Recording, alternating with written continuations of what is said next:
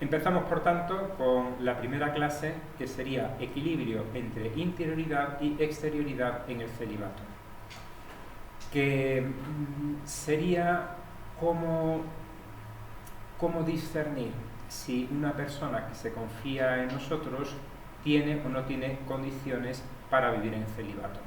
O sea, para pastoral vocacional, de cualquiera de las vocaciones que hay en la riqueza de la Iglesia, ¿cómo puedo hacer para ver si esta persona, el celibato es lo suyo o no?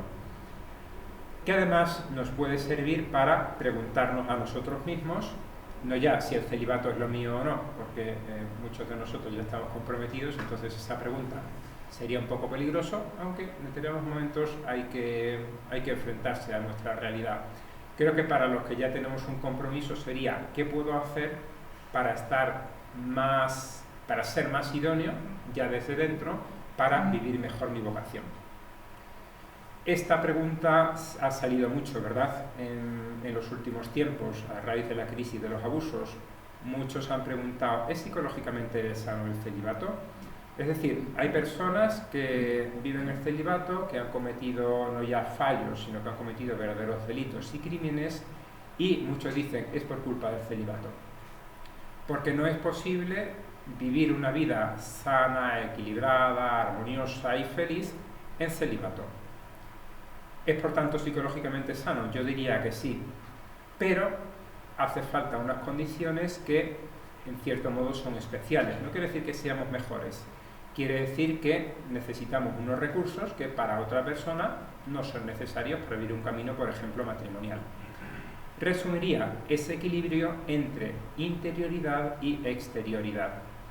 Tener una vida no ya interior en el sentido de vida de oración, sino de tener una capacidad de vivir conmigo mismo en autonomía, en interioridad, en silencio, y a la vez tener una necesidad y un encontrarme a gusto, igual que puedo estar a gusto cuando me toca estar solo, diría incluso mucho más a gusto cuando estoy con otras personas.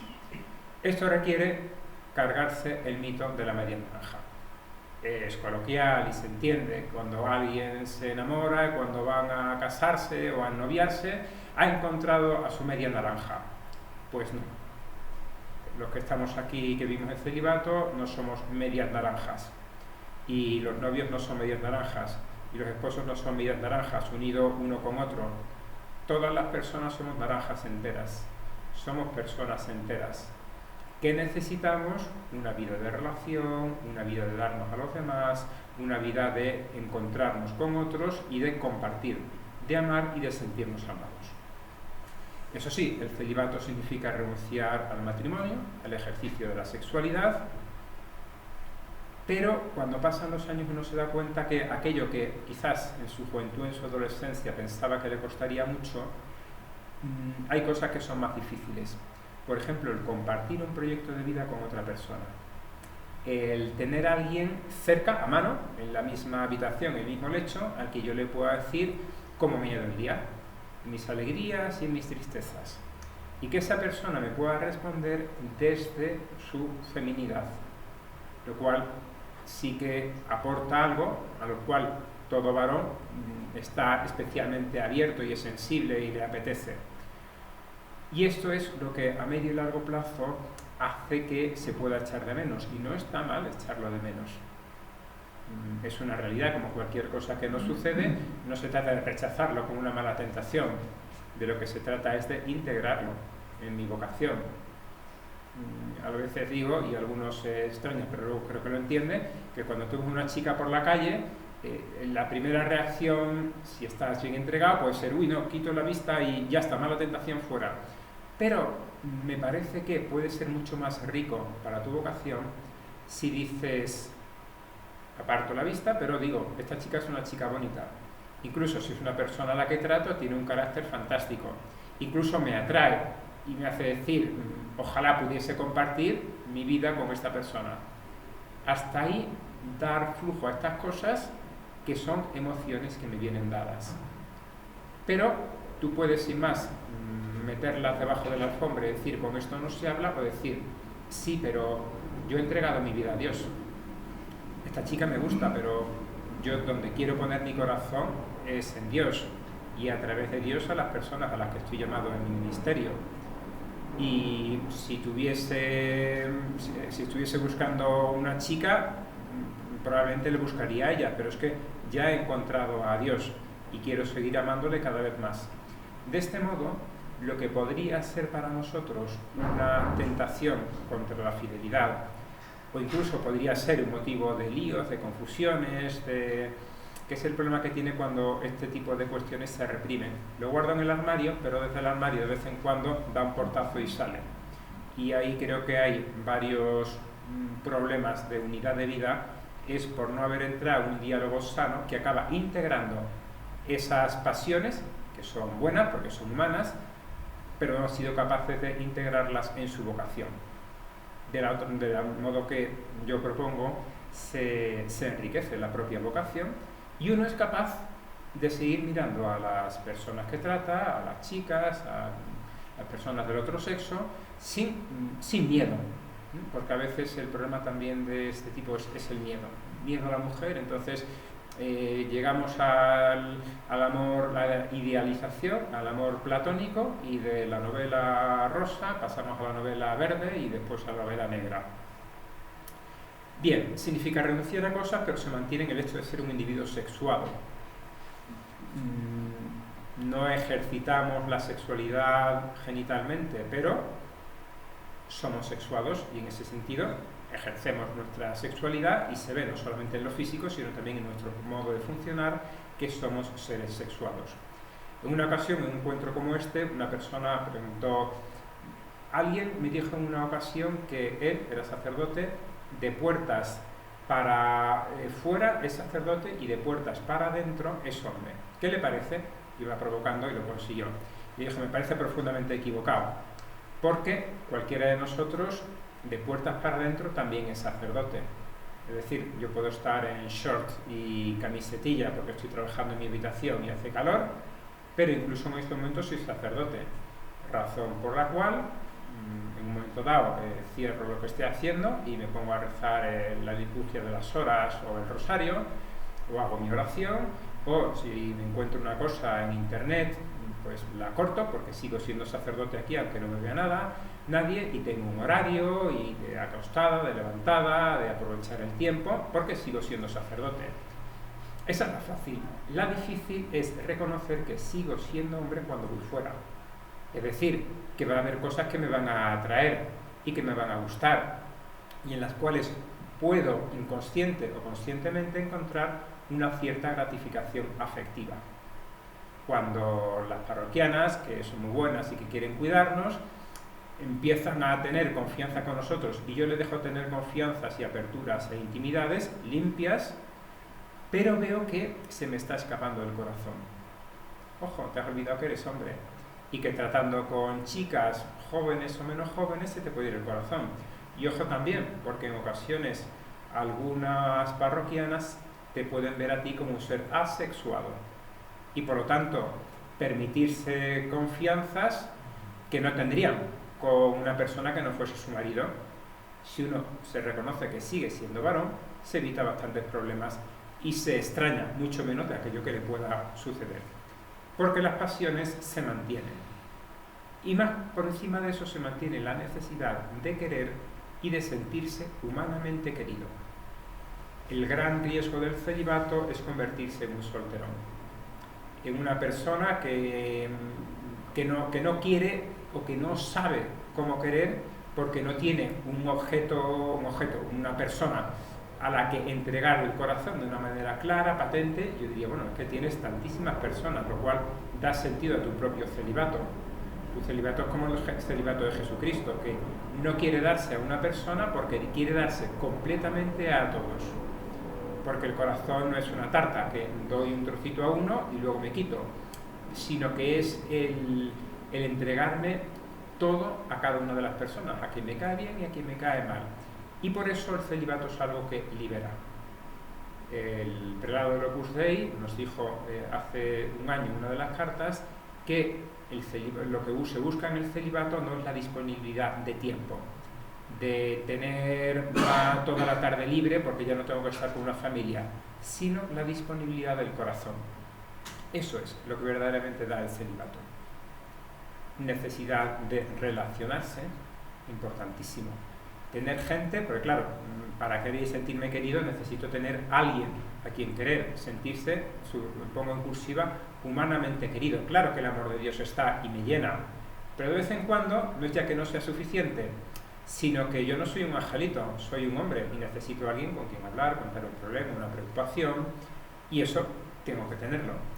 Cuando yo estudiaba en la universidad y vivía en una residencia de universitarios, uno de los sacerdotes que atendía la residencia, de vez en cuando le gustaba ir a visitar otros sacerdotes en sus parroquias, muchos de ellos desconocidos, le daban el contacto, y nos contó un día que uno de esos sacerdotes a los que no conocía y le pusieron en contacto, negociaron el momento que le venía bien a los dos y podían un día para comer a mediodía. Y al llegar se presentaron muy bien, primer plato, fantástico, segundo plato, muy bien, muy abierto, una conversación muy amable, llega el postre y el otro sacerdote se pone a llorar. Creo que he metido la pata, a ver qué es lo que ha podido pasar aquí. Ya le deja un tiempo de silencio, este hombre se recompone y bueno, ¿qué es lo que te ha pasado? Pues mira, me ha pasado que le estoy dando muchas gracias a Dios por esta comida, porque hoy son los 25 años de mi sacerdocio. Estamos celebrando, aunque tú no supieses, mis bodas de plata sacerdotales. Yo pensaba celebrarla como los 24 años anteriores, preparándome la sopa y friendo unos huevos y comiendo solo en mi casa. Y le decía a Dios, que era un sacerdote bueno, que se le ofrecía, que ya está, que esto es la vida que yo había elegido y que se le ofrecía por la salvación de las almas. Y sin embargo, viniste tú, providencialmente coincidimos justo en este día y ha sido un regalo de Dios el poder celebrar contigo mis bodas de plata sacerdotales. Un sacerdote santo, diría uno, pero un sacerdote que, como decíamos, la gracia no suprime la naturaleza, que tenía necesidad de celebrar ese aniversario tan importante con otra persona. Y yo pensaba, chico, en la misa del domingo o en las 4 misas que tuviste que celebrar el domingo, ¿por qué no acabaste diciendo, sin más, por favor, rezar por mí pasado mañana que celebro la boda de plata sacerdotales? ¿Vosotros creéis que con esa coletilla, que no dice nada que nosotros tengan que hacer, hubiese podido comer solo? Creo que hubiese tenido que comer varias veces y cenar varias veces en ese día y en los anteriores y siguientes, y tendría una colección de tartas en su frigorífico que le saturaría, ¿no? Es que a veces nos falta esa habilidad social o tenemos un poco de miedo de abrirnos, de compartir, y es que tenemos necesidad de tener relaciones de intimidad afectiva. Intimidad afectiva no es lo mismo que matrimonio, quiere decir alguien a quien yo le puedo decir un problema, una preocupación, una enfermedad que tiene mi madre, algo que me duele, que me ha sentado mal, de un compañero, del obispo. Para eso está la dirección espiritual, sí y no. Porque la dirección espiritual, que hay que tenerla desde luego, es un ambiente, por así decir, un poco institucionalizado. Es decir, quedo con la persona, tenemos la conversación y ya está. En el que yo le cuento cosas y él no me cuenta su vida, evidentemente. Sirve, claro que sí, me ayuda mucho. Pero no es verdad que cuando uno cuenta el mismo problema en la sala de estar de su casa, un amigo, o en un bar tomando un café, una cerveza, eso reconforta, a veces incluso más de lo que puede reconfortar la dirección espiritual. Equilibrio, por tanto, interioridad, exterioridad, que nos llevan a definir los signos de vocación, que sacamos entre algunos profesores de la Universidad de la Santa Cruz que nos dedicamos a formación sacerdotal inicial o permanente, y más o menos pueden resumir mucho de lo que hemos dicho aquí. Normalidad psíquica. Quizás gran parte de los problemas que ha habido en los últimos decenios en la Iglesia es porque se ha aceptado el seminario como un modo de refugio a personas que tuviesen carencias varias. Porque, total, es una vida segura, porque es una vida que te acoge, porque sobre todo el seminario es una institución que ayuda a estructurar mucho la mente. Y luego se ha visto que es que para vivir el celibato es necesario no tener la misma, madurez normal, sino una madurez un poco por encima de la media. Porque tienes muchos recursos que otra persona tiene para desarrollarse, para crecer, para madurar, que tú no los vas a tener en exposición. Tendrás otras responsabilidades. Si la persona es inmadura, herida, una personalidad rara, etcétera, etcétera, va a tener más difícil ser feliz en su vocación y desde luego va a tener más difícil que su ministerio sea fecundo, porque le va a ser mucho más difícil atraer a las personas, no ya con su persona, sino que es que el sacerdote, como decía San Juan Pablo II, tiene que ser transparencia del rostro de Jesús. Y una persona que es egocéntrica, que tiene manías, tiene tendencia a dominar, va a tener bastante difícil ser transparencia del rostro de Jesús. ¿Quiere decir que necesitamos ser perfectos? No, porque es que el perfecto no es normal, aparte de que no existe. Una persona normal tiene sus virtudes y sus defectos. Parte de la normalidad, o del modo de compensar nuestras debilidades, es mostrar sin pudor las debilidades que son evidentes. Tampoco se trata de confesarse en público, pero a veces es evidente que llegamos tarde, que soltamos una mala palabra, que se nos olvida algo. Decirlo, no negarlo. Pues mira, sí, lo siento, te pido perdón, intentaré mejorar. Esto nos hace más atractivos, porque el que trata de ser perfecto, la mayoría de veces no lo consigue, no se lo cree la gente, por tanto se hace falso, se hace inauténtico. Y la persona que es vulnerable y lo reconoce y que hace lo que buenamente pueda, esa sí que es atractiva. Con el primero yo no puedo ser santo, porque no me lo creo, porque no voy a poder. Con el segundo sí que es un ejemplo verdadero de vida cristiana. Estabilidad en las virtudes, especialmente en aquellas que tienen más directamente que ver con la vida sacerdotal, las llamadas virtudes sacerdotales. El desprendimiento de los bienes terrenos. Una persona que está demasiado apegado a los bienes materiales va a tener muy difícil el elevarse a las cosas inmateriales que tienen que ver con Dios, el que está pendiente del último cacharro electrónico, del coche más lo que sea, Bien, pues el corazón necesariamente se le va a pegar a esas cosas. La virtud de la castidad, tan importante en la vida sacerdotal.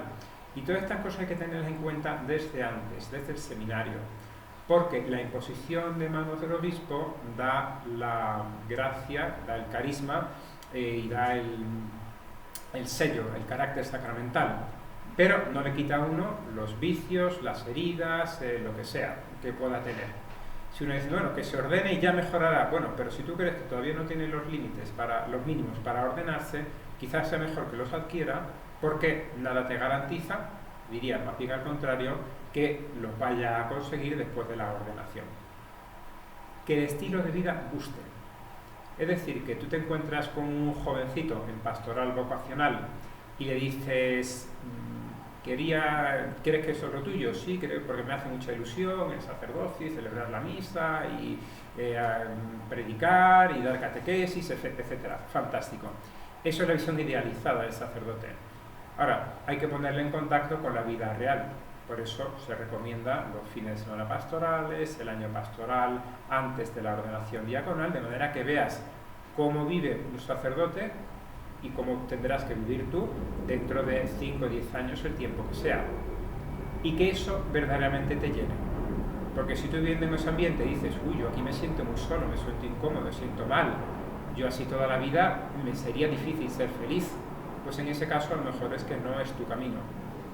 En la Christus Vivit el Papa dice que la vocación es aquello que te hará feliz. Y aquí levantó la mano uno de los asistentes una vez y me dijo, oye, tú estás diciendo que esto es, ¿dónde está la cruz? ¿Dónde está la entrega? No, claro que hay entrega en el sacerdocio, claro que hay cruz y dificultades, faltaría menos, como en cualquier camino humano. La cuestión es que si ya antes tú te das cuenta que yo en este camino no voy a ser feliz, ojo de meterte. Imaginaos que os llegan dos tortolitos que dicen que se quieren casar, ¿y tú serías feliz con esta chica? Uy, no, con esta chica es insoportable, cuando se levanta tiene un genio de perros. ¿Y tú serías feliz con este hombre? Con este, imposible. Si llega a las 11 de la noche del trabajo no le veo el pelo. ¿Y os queréis casar? Sí, sí, sí, porque nos queremos mucho. Para, que esto tiene mala pinta, ¿verdad? Bien, iba a ese decir, yo suelo decir a los novios, ¿te quieres casar con este? No con el que tú querrías que fuese, no con como tú desarrollas en tu imaginación, ya cambiará o ya le cambiaré, peor todavía. No, hazle una foto y di, yo me quiero casar con este. Buena capacidad relacional, porque hay un equilibrio entre interioridad y exterioridad. Si la persona no lleva bien la exterioridad, si se encuentra a disgusto con otras personas, si tiende a imponerse, si tiende a manipular, si tiende a aislarse porque realmente se encuentra a disgusto, pues difícilmente va a poder vivir un camino de entrega. Tolerancia a la frustración, porque todo camino, pero el sacerdocio, quizás de una manera especial, y más en estos tiempos, tiene también sus problemas de montajes, de planes que hacemos y que no terminan de salir bien, de dificultades, de toda la variedad, ¿verdad?, de problemas que nos ofrece la vida. Si la persona es frágil y se hunde ante las cosas que no van bien, puede estar abocada a la infelicidad, a la amargura. Y por último, una vida interior en la que Dios llena el corazón. Lo pongo en último, pero porque es como el colofón de todo, no porque no sea lo más importante. Tiene que haber el sentirse a gusto con Dios. Y aquí, sobre todo en la formación inicial, hay que tener cuidado porque enseñar que no se trata simplemente que tú tienes que rezar unas cosas, sino que Dios tiene que llenarte también afectivamente. Que como necesitas sentirte querido, como necesitas dar, esa relación personal de tú a tú, en primer lugar, tiene que ser con Dios. Y me parece que encauzar la formación inicial de las personas que se acercan a la vocación en este sentido puede arrancarles y luego nos puede ayudar también durante para decir, no se trata sin más de rezar cosas, se trata de que establezcas una relación personal con nuestro Señor Jesucristo. Todo esto que hemos dicho, uno puede decir, yo no lo tengo, o lo tengo pero poco. Muy bien, pues tienes aquí 6 vías para desarrollar en las cuales tú vas a encontrar la satisfacción en tu vocación. Por más que tú ahora mismo estés diciendo, yo estoy feliz como estoy, no tengo dudas de vocación. No, pero invierte y vas a ser mucho más feliz. Y cuando lleguen los problemas, que tarde o temprano llegan los pequeños altibajos, tú te vas a encontrar mucho más seguro y más fuerte. Y pasamos a la siguiente pregunta. ¿Puede ser psicológicamente insano el celibato en algún caso particular? Creo que todos estaremos de acuerdo en que también. ¿Cuáles son esos casos? Pues nos llevaría no necesariamente a descartar a esta persona para el celibato, pero sí quizás para decir, ve más lento, espera un poquito, alarguemos los tiempos, hasta estar seguros, tú y yo, de que es tu camino.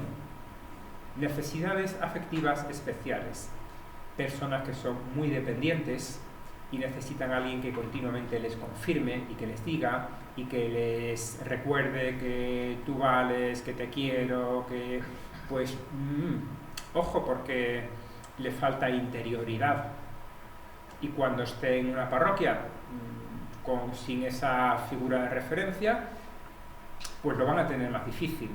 Esto especialmente una idea que solemos recordar a los formadores de seminario en la Universidad de la Santa Cruz, es que tienen que formar sacerdotes, no seminaristas. Porque formar seminaristas ejemplares es relativamente fácil. Basta una frase. Si no haces esto, no te ordenas. Pasan por el aro todo lo que haga falta.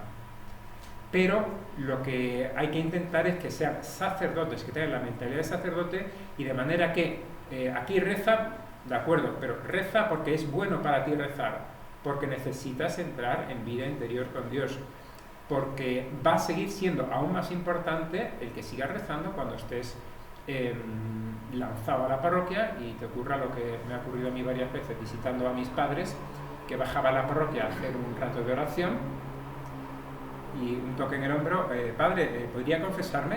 Aunque no era de la parroquia. Bueno, pues pido permiso al párroco y, oye, mira, no, que yo voy a hacerle la misa, ¿te importa? ¿Tienes las credenciales? Sí, sí, ¿quién eres? ¿No? Bien, pues ya está, cofrade, y luego me levanto, termino mi rato de oración, no, pues yo otro y decía, Dios mío, este pobre párroco, ¿cómo consigue hacer su oración delante del Santísimo en la capilla si no se tendrá que ir a lo alto de la torre, como hacían los antiguos curas de pueblo, para que allí nadie me molesta, ¿no? Bueno, total, si una persona necesita manifestaciones muy evidentes, muy físicas, muy explícitas de afecto, va a tener difícil sentirse feliz en el celibato.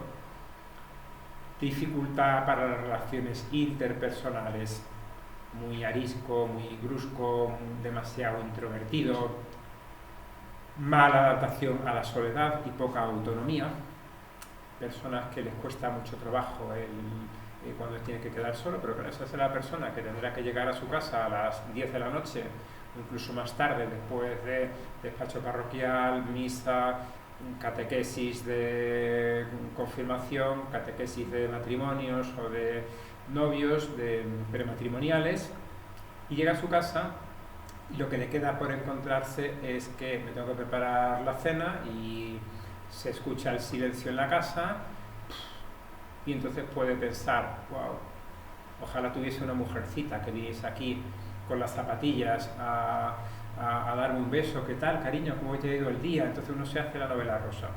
Yo suelo recomendar mucho que hablemos con los matrimonios, especialmente con nuestros hermanos y hermanas, porque nos pueden ayudar a ver cuáles son las realidades de la vida matrimonial, que tienen muchísimas que son muy bonitas y que les ayudan mucho, y otras que no tanto, y que nos ayudan a decir, ojo, que a lo mejor las cosas no son tan fáciles como yo creía.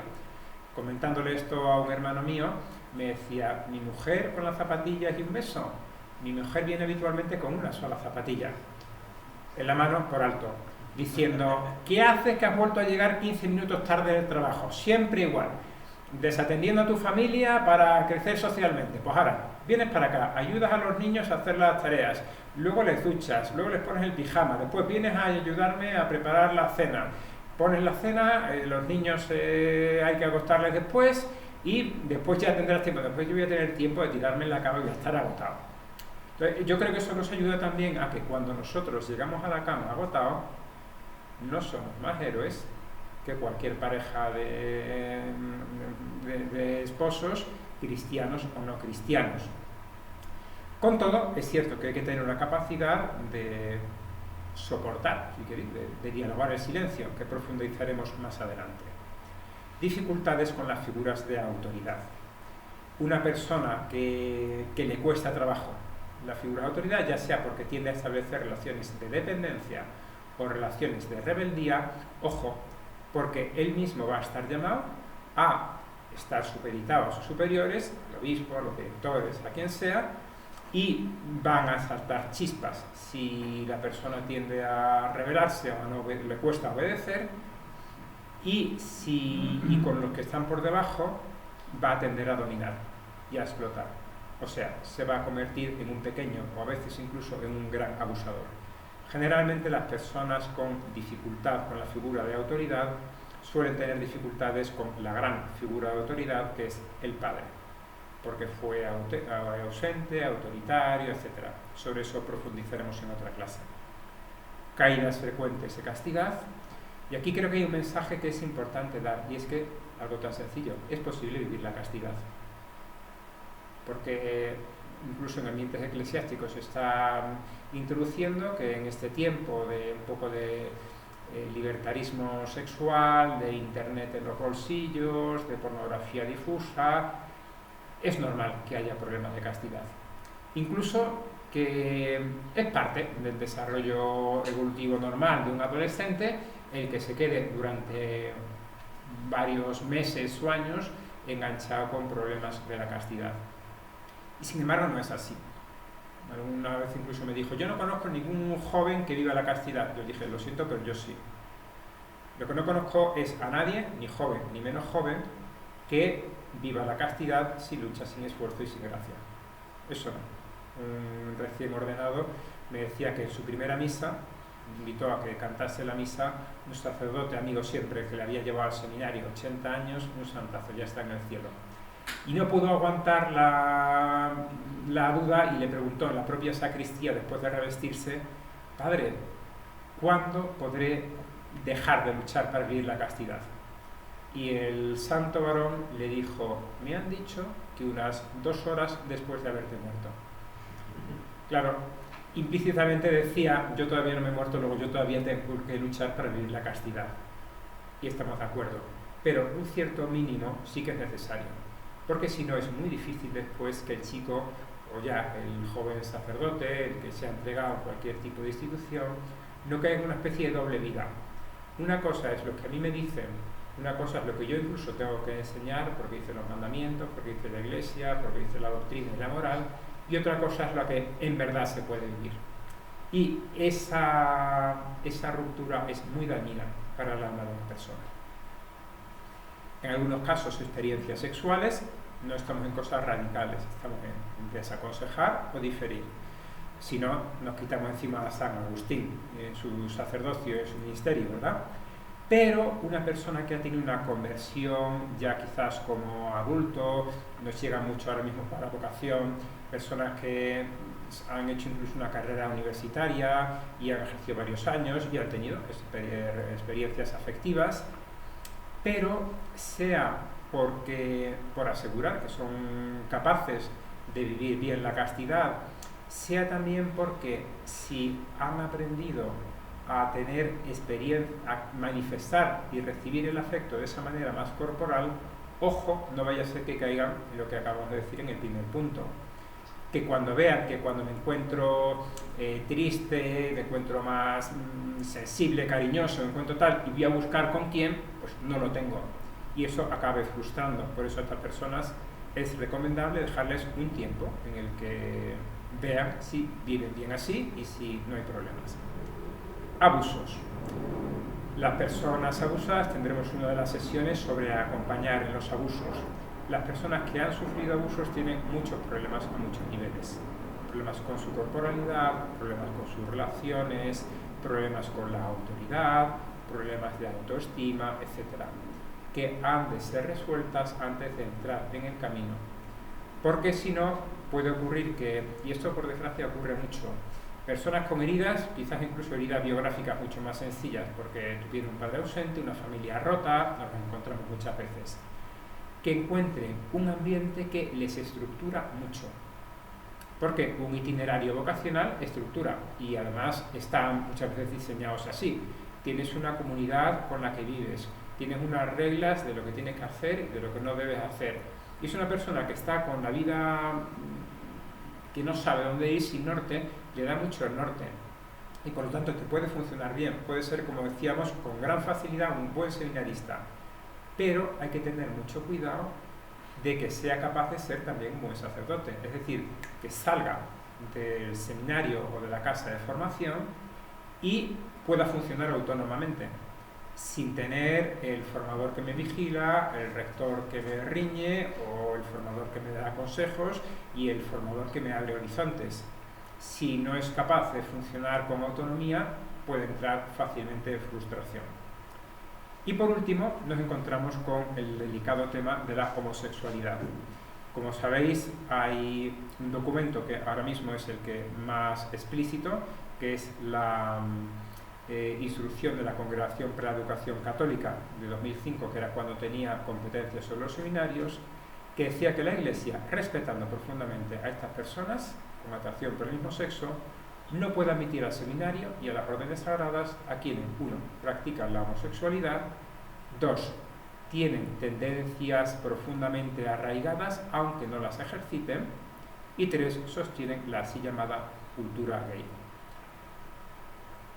Añade que si fuese simplemente tendencias, solamente un problema transitorio, por ejemplo durante la adolescencia, que hay un poco de búsqueda de la identidad, tienen que estar resueltas al menos 3 años antes de la ordenación diaconal. Y esto no es una cuestión simplemente porque sean potenciales abusadores, porque sean potenciales personas que no van a vivir la castidad, no se trata de eso. Ni voy a entrar en si lo son, si no lo son, no. Se trata, que es el argumento que dan, que sean afectivamente equilibrados y maduros y puedan tener relaciones normales, su pastoral y su vida personal no pastoral, con hombres y con mujeres. Estos dos mismos textos fueron copiados tal y como en la Ratio Fundamentalis Institutiones Sacerdotalis de diciembre de 2016. Y uno dice, bueno, pero parece que ahora mismo los aires van por otro camino. Pues mira, el 2019 el Papa Francisco publicó este libro de entrevista, La fuerza de la vocación, en el que decía que esa es una cuestión muy seria, que hay que discernir adecuadamente. Discernir quiere decir darles cabida. No, pues fíjate lo claro que es. Decía que hablando con un religioso, este religioso le dijo, en definitiva, no es tan grave, es tan solo una expresión de un afecto. Y ahora dice el Papa, esto es un error, no es solo la expresión de un afecto. En la vida consagrada y en la vida sacerdotal, este tipo de afectos no tienen cabida. Por eso la Iglesia recomienda que las personas con esta tendencia arraigada no sean aceptadas al ministerio ni a la vida consagrada. El ministerio o la vida consagrada no es su lugar. Creo que para algunos que creen que hay o debería haber cambios y que desde las altas esferas se está potenciando, se quiere potenciar esos cambios, este texto reciente me parece bastante claro. ¿Qué hacer, por tanto, con personas? Y ya abrimos todavía más amplio, personas que tienen dificultades para vivir la castidad, que se casen. Ojo, porque, dice San Pablo, de acuerdo, mejor es casarse que abrazarse, pero el matrimonio, si estas personas tienen dificultades con la castidad, como célibes o como solteros, nadie me garantiza, al contrario, que las van a seguir teniendo como casados. Hay un libro conocido de Miguel de Unamuno, que es La tía Tula. Esta tal Tula estaba tremendamente tensa porque la expresión clásica, que tiene su sentido, del matrimonio como remedio en concupiscencia. Y ella reaccionaba diciendo, yo no quiero ser remedio de la concupiscencia de ningún cerdo que esté buscando calmar sus instintos contra mí.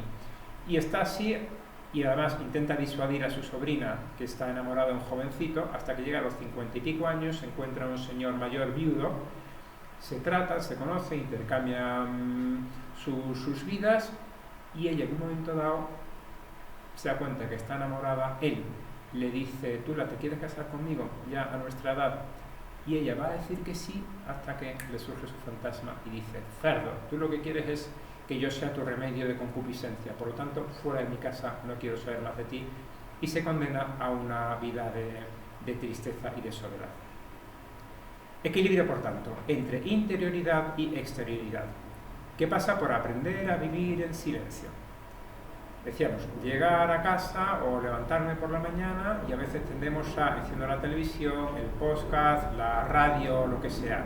Hay que aprender también a convivir en silencio porque es lo que va a favorecer mi interioridad, que a veces será rezar, a veces será pensar, a veces será estar conmigo mismo un poquitín con tranquilidad.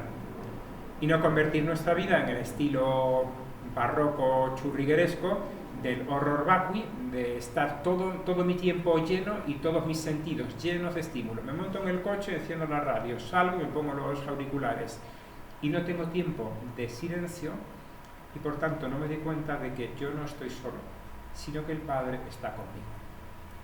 En Sacerdotalis Celibatus dice el Papa San Pablo VI que la soledad del sacerdote no es vacío, porque está llena de Dios y de la exuberante riqueza de su reino. Esa soledad debe ser plenitud interior y exterior de caridad. Y no le faltará además la protección de Santa María y los cuidados de todos los santos. Para que esta soledad sea verdaderamente enriquecedora, hace falta una cierta seguridad en sí mismo. De lo contrario, pues uno lo que se encuentra es hundido en la miseria de mi soledad. Seguridad en sí mismo, autoestima, no es una cosa falsa de creerme que yo soy, no, es sentirnos como somos, pero estar a gusto. Y por último, la exterioridad. En enero, recuerdo, celebrando una misa, tenía que hacer también las lecturas, tocó la primera lectura de la creación de Eva, Y me enganché, que seguí, pero me quedé mentalmente enganchado en cuando el Señor dice, no es bueno que el hombre esté solo, y crea a Eva. Y yo dije, ¿y yo qué? O sea, el hombre no está a gusto porque está solo, le creas a la mujer, y yo no tengo mujer, y es bueno que yo esté solo, ¿o qué? Repetimos que todos necesitamos sentir y querer y sentirnos queridos. Y por lo tanto necesitamos esas relaciones, esa exterioridad que nos ayude a colmar esa necesidad que tenemos. A 3 niveles. Familia, donde hay lazos irreversibles, que nos elige, no elige a su cónyuge. Es más, elige al cónyuge que había, no al cónyuge que tendré, a cómo será mi cónyuge dentro de 30 años. Los hermanos no se eligen entre sí, la familia política no se viene entre sí, hay un evento que es prácticamente el equivalente a lo que antes era la pedida y la entrega del anillo, ahora mismo es cuando se mete a la novia o al novio en el grupo de WhatsApp familiar, ¿verdad? Es decir, tú vas a entrar en nuestras interioridades, tú eres aceptado en la familia. Aceptación incondicional, uno diría ojalá, pues mira, ojalá fuésemos familias bien avenidas. Siempre estará ahí, los amigos van, vienen, los compañeros, etcétera, pero la familia es el punto sólido. Una convivencia estrecha, más o menos estrecha, en función de la familia más o menos amplia, y una afinidad variable. Hay hermanos con los que uno se lleva mejor, otros peor, pero con todos convive, todos son parte de la familia. Y ahí se aprende a querer los defectos de los demás y a querer a los otros con sus defectos. A saber reírse un poco también, ya se sabe que es un poco brusco, que es un poco maniático, pero con sentido del humor le quitamos hierro al asunto. Y eso no solo facilita la convivencia, sino que nos mejora a nosotros. El trabajo, ojo que para nosotros la familia es la familia natural, pero también es la familia del presbiterio diocesano. Y el trabajo, para nosotros sacerdotes, será nuestro trabajo pastoral, en el que se busca una empresa común. La colaboración con otras personas, el vicario parroquial, los colaboradores parroquiales, etcétera, para conseguir algo grande, que es que la gente se acerque a Dios. Por lo tanto, hay cooperación, en la cual yo puedo sacrificar mi modo de hacer las cosas para que las cosas salgan mejor. Y uno aprende a negociar.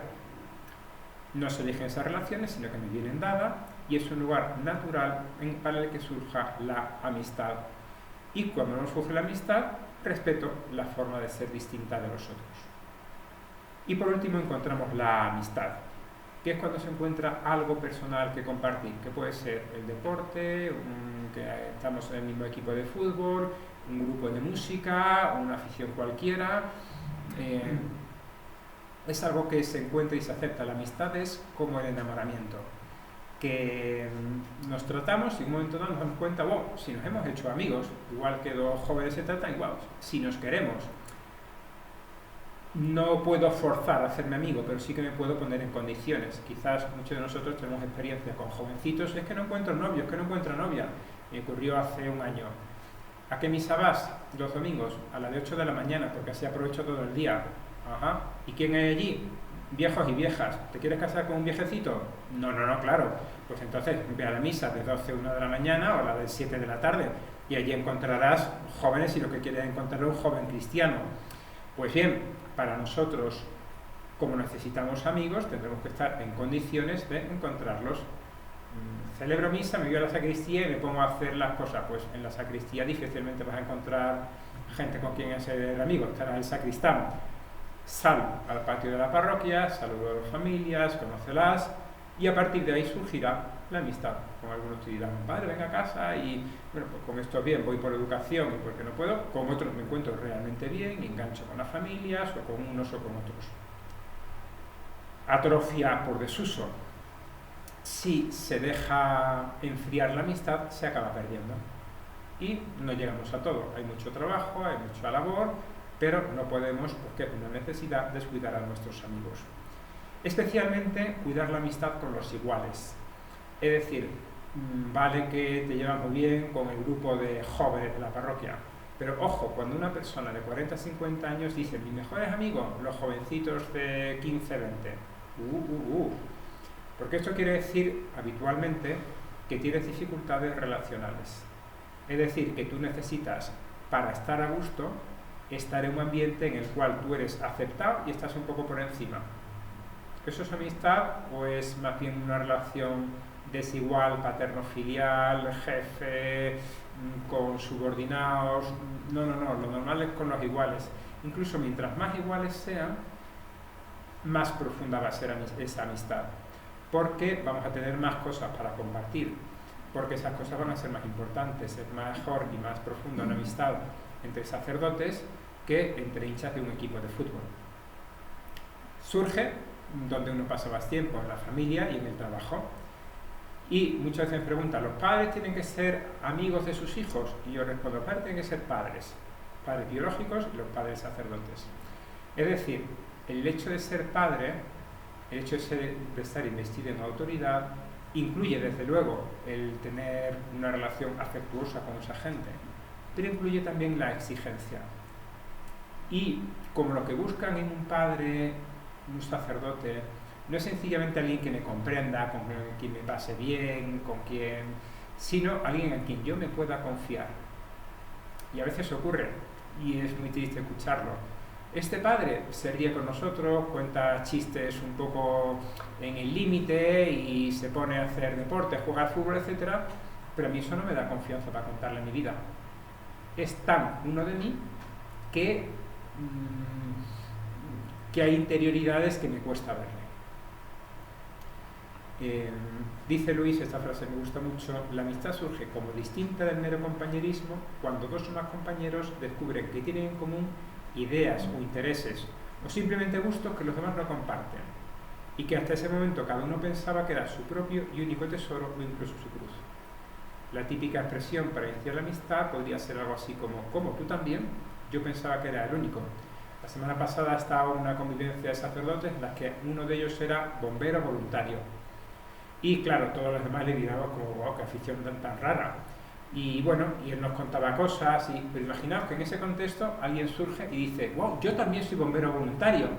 Y surgiría esto que dice Luis, lo que yo creía que era una cosa friki mía, ahora resulta que también sería un caldo de cultivo para una amistad muy bonita, ¿verdad? Pues surgirá la amistad en la medida en la que nos pongamos en ocasión de que pueda surgir y en la medida también en la que nos abramos en nuestra interioridad, en nuestros gustos, en nuestras aficiones. Hay un artículo sobre la amistad que recomiendo mucho, está puesto en el Dropbox que he dicho antes, que es de este franciscano. El artículo se llama El valor de la amistad en la vida célibe. Y dice, puede servir más o menos casi como colofón de esta clase, la abstinencia sexual puede resultar a veces dura, pero el verdadero sacrificio, el más grande para el célibe, es el sacrificio de la intimidad, que me abre al otro sin perder mi identidad. Para el célibe, la vía más idónea para vivir esa intimidad es la amistad. Por lo tanto, sacerdotes, queremos tener una vida plena, satisfactoria, etc. Ten amigos. No hagas grandes esfuerzos, reza todo lo que quieras, pero ten amigos. Hemos hablado, por tanto, de 3 ámbitos: trabajo, familia, amigos. El problema es que se solapan esas 3 relaciones, porque el trabajo parroquial se junta con los amigos que son de la parroquia y que a veces puede ser el párroco o el vicario, y está todo un poco junto, y cuando es demasiado junto pues tiene también sus problemas, los cuales hay que también saber establecer límites, ¿no? Por ejemplo, yo soy amigo de una persona de la cual llevo la dirección espiritual, sé cuando estamos haciendo dirección espiritual y cuando nos estamos tomando una cerveza, y ahí no le puedo decir, oye, de lo que me dijiste el otro día, de tus problemas de la oración, te recuerdo que no, sería romper. Lo puedo hacer, pero por así decir, haciendo muy explícito que estamos haciendo un paréntesis del rol que tenemos ahora. De lo contrario, caemos en algo que es muy dañino para uno, para otro y sobre todo para las 2 relaciones solapadas, que es cuando mi mujer es mi jefe. Cuando mi amigo es mi director espiritual, mi amigo es el obispo, mi amigo es el jefe del colegio en el que echo una mano, etc. ¿Se puede hacer? Es la vida misma, claro que hay que hacerlo muchas veces, pero con precaución, con prudencia, con esas posibles invasiones. Pues hasta aquí hemos llegado, muchísimas gracias. No sé si habría alguna duda o pasamos al intervalo.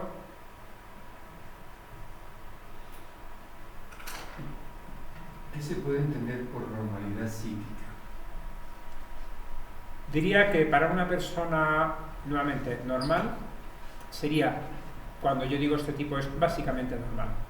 O sea, cuando una persona con sentido común dice, pues este sí tiene sus cosas, tiene sus estridencias, pero no es algo que llame mucho la atención desde el punto de vista intuitivo. Mientras más estés formado con estos temas, más sensible vas a ser, sobre todo para poner nombre a las posibles rarezas.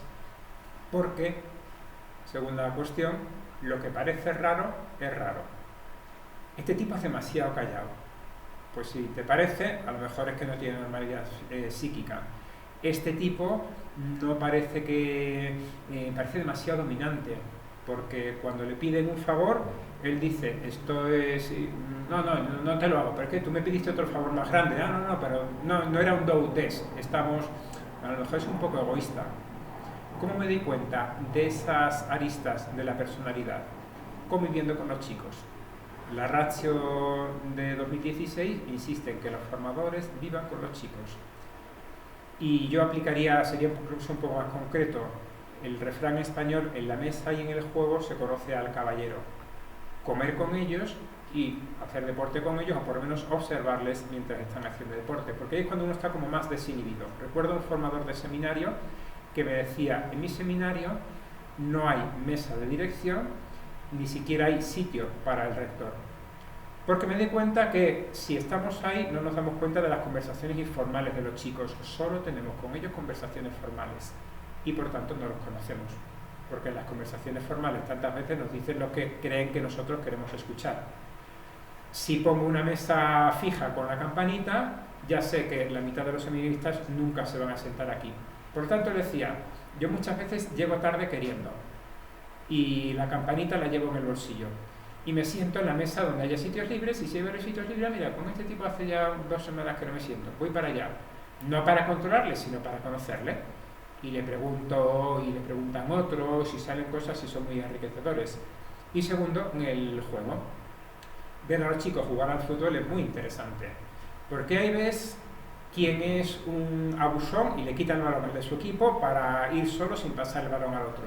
Ves quién tiene baja tolerancia a la frustración y cuando no le han pitado una falta, un penalti, agarra el balón, le pega un puntapié y lo saca del campo y dice me voy. Te das cuenta de quién es vengativo, sucio, doble, y cuando le han hecho una falta, va a la siguiente y se la devuelve el doble. Quién es sacrificado y sabe decir, ok, me pongo yo de portero. Bien, todo este tipo de cuestiones que la ves en la convivencia normal. Y si no es normal psíquicamente, ¿cómo se le puede ayudar? Pues ahí vendría gran parte de las cosas que estamos viendo en este curso para ayudar a las personas a madurar. En gran parte el objetivo sería que tenga relaciones con sus iguales, relaciones paritarias, de tú a tú, ni dominio ni de sumisión.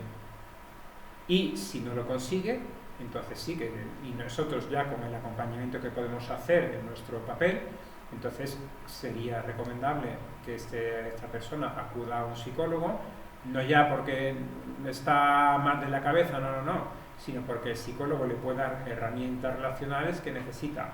En estos casos lo importante es que él se dé cuenta. Habitualmente una persona con déficits sociales se da cuenta, pero otras veces tiende a negarlo. Y desde luego no poner a la persona en el compromiso por el bien de ella, no del seminario, de la diócesis, de la institución que sea, sino por el bien de ella, para que tengas una vocación que sea para ti gratificante y sea fructífera desde el punto de vista de la misión. Por el ambiente en el que vivimos, cuando habla de los motivos para que psicológicamente pueden impedir la vivencia del celibato, en las caídas de la experiencia homosexual, en el caso de los aspirantes al sacerdocio, incluso ya un seminarista que tiene una caída o que es recurrente, ¿cómo es necesario, por ejemplo, ahí el acompañamiento ya directamente terapéutico o bastaría con el acompañamiento espiritual cómo ayudarles Sí. para hacer el discernimiento. Bien, sobre ese tema se podría lógicamente hablar mucho, dos extremos. Acompañamiento psicológico necesario cuando esa persona tiene una adicción, cuando está enganchada, por ejemplo la pornografía, que es cuando ha perdido la libertad.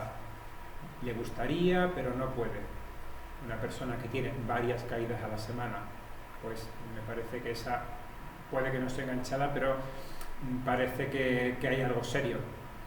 Y por otro lado, las dificultades en la vida en vivir la castidad han existido siempre.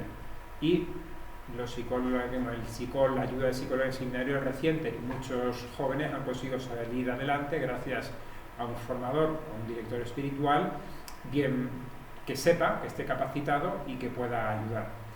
Cargaré, porque están públicos en alguna de estas clases, dos libros de Miguel Ángel Fuentes, que es un religioso argentino. Uno se llama La trampa rota, que es sobre adicción a la pornografía. Lo puedo cargar porque están públicos en internet. Y el otro es más en general de por qué vivir la castidad. Son dos libros que me han ayudado mucho, me han servido mucho y son muy ilustrativos para conocerlo uno, para dar esos argumentos o para ayudar al otro. Por otro lado, hay que tener en cuenta que habitualmente la sexualidad es la punta del iceberg de muchos otros problemas.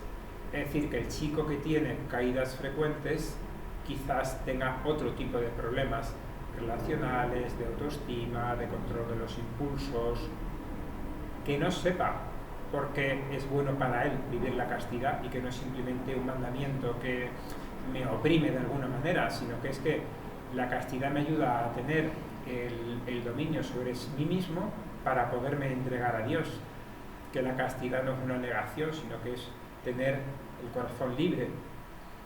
Pero eso tiene que él experimentarlo. Quizás parte de la ayuda también no sea solamente decir cierra internet, entrega el móvil, etcétera, sino léete la teología del cuerpo de San Juan Pablo II, u otro libro más sencillito, adaptado a su nivel, para que él entienda verdaderamente la riqueza de la virtud de la castidad.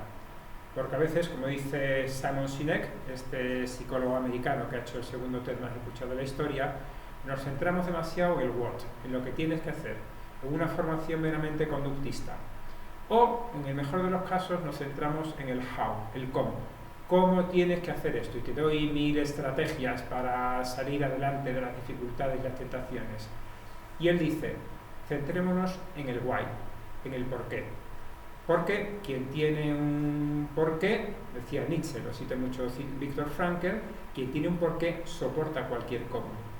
Si sabe que esto es bueno para mí, le será mucho más sencillo decir, esto, aunque me apetezca ahora, es una cosa mala. Luego empezaremos a construir también la fuerza de voluntad, los criterios de prudencia, etc. Muy bien, pues si les parece, tenemos un rato de descanso y continuamos con la siguiente clase.